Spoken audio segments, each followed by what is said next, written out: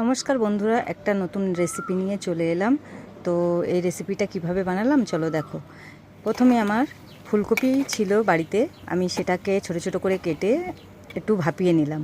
দেখো ভাপানোটা হয়ে গেছে। একটা মিক্সিং জারের মধ্যে সেই ফুলকপিগুলো দিয়ে পেস্ট বানিয়ে নেব। পেস্টটা আমার করা হয়ে গেছে। এখন একটা ফ্রাই প্যান বসিয়ে দিয়েছি, তার মধ্যে দিয়ে দিয়েছি তেল, সর্ষের তেল একটু বেশি পরিমাণেই দিলাম। আর দিয়ে দিলাম 1 চামচ মতন কালো জিরে, আর একটা বড় সাইজের পেঁয়াজ কুচে রেখেছিলাম সেটা দিয়ে দিলাম। দিয়ে ভালো করে একটু ভেজে নেব। পুরো বেশি লাল করব না, একটু হালকা হালকা ভেজে নিচ্ছি।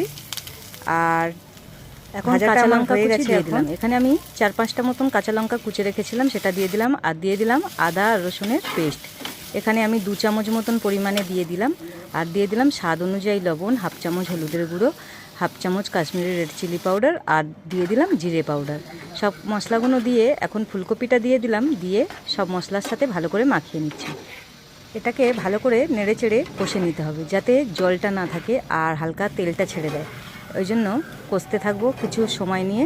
ফুলকপির এই রেসিপিটা কেমন লাগলো কমেন্টে অবশ্যই জানিও।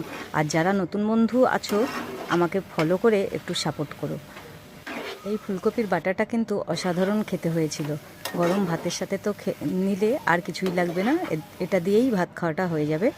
আর সবশেষে আমি দিয়ে দিলাম ধনেপাতা কুচি, দিয়ে চারিদিকটা ভালো করে মাখিয়ে দিলাম ধনেপাতাতে। এখন রেসিপিটা আমার হয়ে গেছে, নামিয়ে নেব। আর একটা প্লেটের মধ্যে নামিয়ে নিচ্ছি। তো কেমন হলো আমার এই রেসিপিটা জানিও বন্ধুরা।